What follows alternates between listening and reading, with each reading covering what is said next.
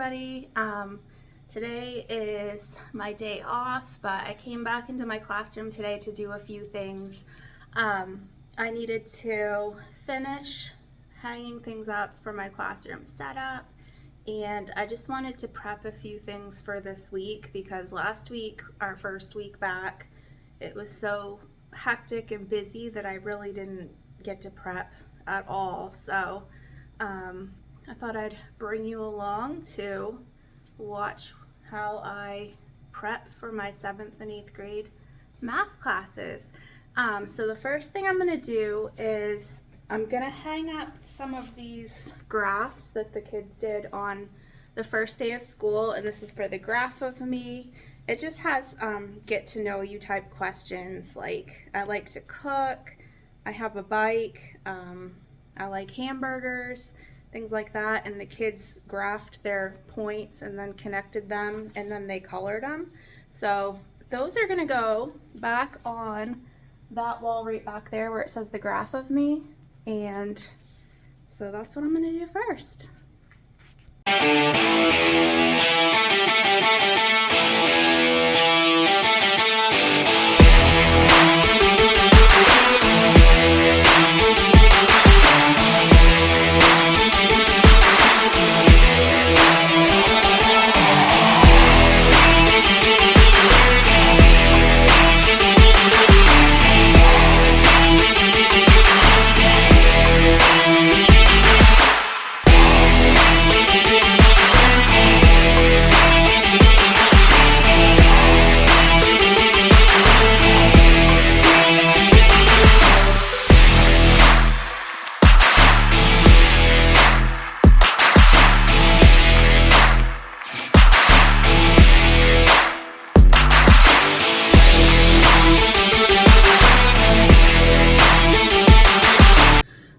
So I've got my things hung up that I wanted to hang up.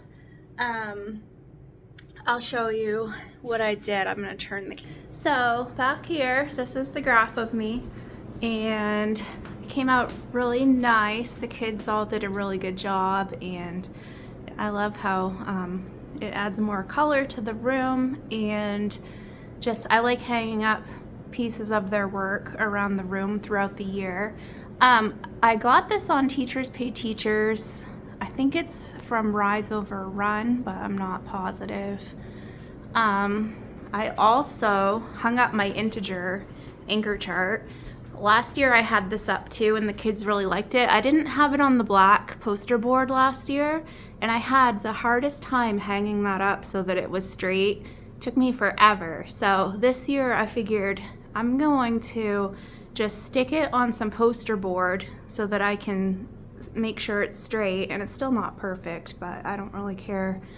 So just 2 pieces of black poster board from Dollar Tree. They were $1 each, and stuck those on there, and the kids can use that year round. They use their integer rules. Like if I have little cards for them too, but sometimes they lose those, so they have that. I just hung up this painting over here, and my mom painted that, and she painted it a couple years ago. She's an artist, and I really liked it. I thought it would be so cute for a classroom or something, and she saved it for me because she knew, even though I didn't, she knew I would get my own classroom someday. So she saved that, and she gave it to me when I got hired for this math position, when I finally got my own classroom. So it has all kinds of little details, and it would be cute in a doctor's office or dentist office too, for kids to pick out like the little details. There's like a little cat and a little person, little faces. Yeah, her Instagram is Gina Parent Art, GinaParentArt, and she posts a lot of her paintings on there. She does a really good job. She has her own unique style, so check that out if you like that. So what I'm gonna do now is I think I'm gonna do some planning and print some things out. I still have all of these math workbooks down here that I need to put student names on, but I don't think I'm really gonna use them this week anyway. I'm gonna be using Maneuvering the Middle for my first units. So if you've heard of Maneuvering the Middle, it's a middle school math curriculum, and I love it. I've used it the past 2 years along with the Glencoe, and Maneuvering the Middle it's my favorite by far because it just has everything that a teacher could need, especially if you're a first year teacher. It has hands-on activities, has videos, it has digital components too. When I first started, we were still in COVID, and so the digital components of the curriculum came in very handy for me. But yeah, I really like it a lot, and if you want to know more about Maneuvering the Middle, just put it in the comments and I'll answer whatever questions you have. I don't work for them or anything like that. I'm not trying to sell it, but it really has made my life easier, so I just thought I'd share in case there's any new middle school math teachers out there who might want a few tips on like making their planning time shorter or just making life easier in general. We have so much on our plates as it is as teachers, so I'm gonna start planning and printing out some things for this week.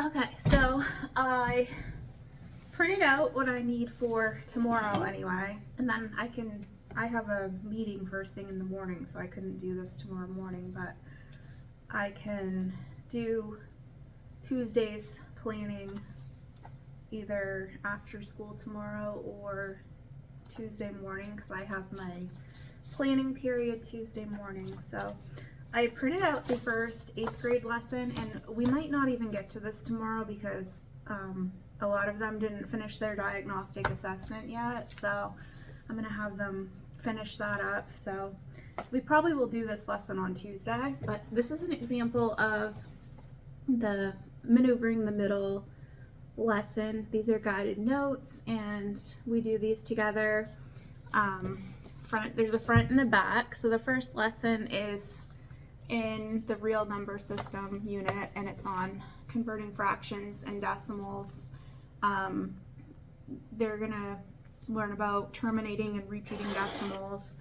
So that's the notes page. This is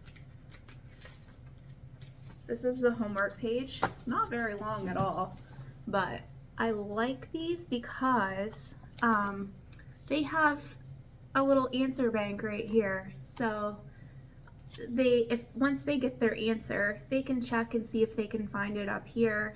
And if they can't, then they know that they need to go back and rework the problem. So those go in this cart. So homework 8, handouts 8. 7th is already done from last week. The 7th graders are going to do representations on a number line. So I have 2 copies of notes that are already filled in because I have 2 students with special needs who will get copies of those, so they can just pay attention and not worry about copying anything down.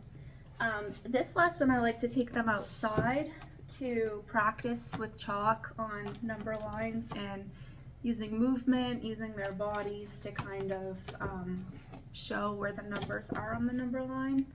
And this is the homework page that goes with that lesson. Not very long. I mean, they should have time to finish them in class. These I printed out. I made these on well, I didn't make them. I found them on Canva and I just customized them to myself. So it's just like a weekly lesson plan, and I made one for 8th grade and 2 for my 2 7th grade classes.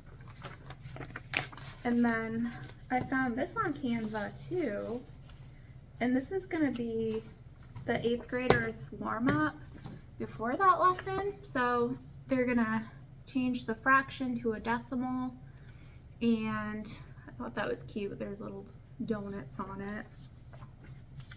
And then I have one more thing that I'm saving. This is going to be saved for a few more lessons for 8th grade, but rational versus irrational numbers, where they have to name what category the numbers belong in. So I usually teach this with a Venn diagram. This is going to be like a little cheat sheet for them to keep in their binders to help them.